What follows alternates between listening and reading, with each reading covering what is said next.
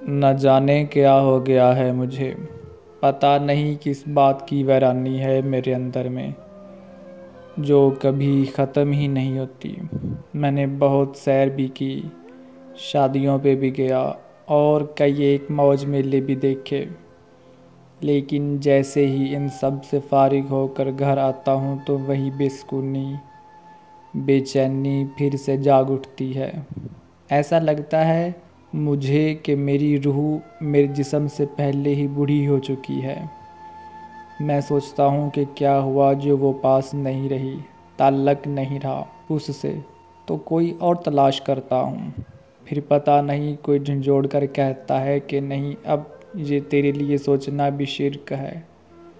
اور مجھے کبھی کبھی یوں لگتا ہے کہ میں اب کسی کو اچھا نہیں لگوں گا، سب مجھ سے اچھے ہیں، بھلا میری ضرورت کسی کو کہاں ہے؟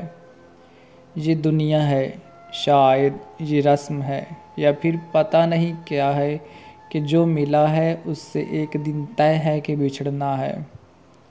چلو مان لیا اس سے ایک دن بچھڑنا تھا، پھر پتہ نہیں وہ جاتے جاتے کیا میرے اندر چھوڑ گئی ہے، جو مجھے ہر وقت پریشان، بے چین اور اداس رکھتی ہے۔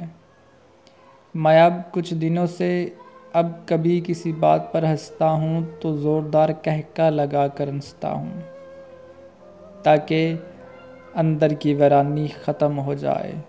اب ایسا لگتا ہے کہ جیسے سانس لے لے کر تھک گیا ہوں، جیسے اب میری سانس کو سانس لینے کی ضرورت ہو، جیسے میری سانس اب کچھ عرصے کے لیے رک کر آرام کرنا چاہتی ہے۔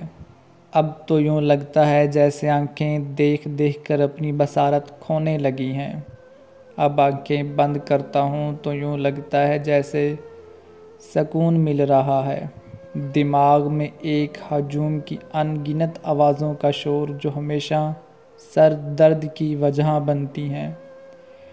میری آنکھوں میں کچھ منظر ہیں جو کرچیوں کی طرح چبھتے ہیں اور آنکھوں کو زخمی رکھتے ہیں۔ جب آنکھیں بند کرتا ہوں تو یوں لگتا ہے کہ اب ان کرچیوں کی چبھن کچھ کم ہو گئی ہے اور دل کی حالت ناقابل برداشت ہے۔ ایسے لگتا ہے جیسے کسی نے سینے میں خنجر گھونپ دیا ہو، یا پھر یوں لگتا ہے کہ جیسے کوئی چیز دیمک کی طرح مجھے اندر سے آہستہ آہستہ ختم کیے جا رہی ہے۔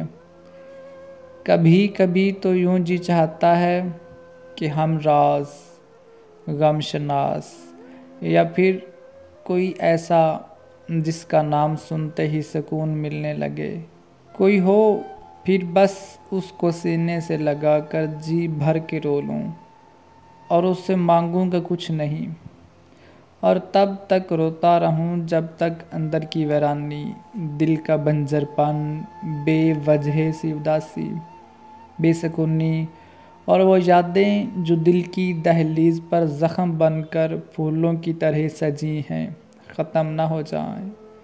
کبھی کبھی تو گاؤں کی چھوٹی مسجد میں جا کر خدا کو ایسے آواز جاہلوں کی طرح دیتا ہوں کہ جیسے اس سے میرا کوئی گہرا رشتہ ہے، یا پھر معاذ اللہ خونی رشتہ ہے، اور کہتا یہ ہوں کہ اے خدا، بس ایک بار سامنے آ جا، آپ سے مانگوں گا کچھ نہیں، بس آپ کے قدموں پہ سر رکھ کے جی بھر کے رونا ہے۔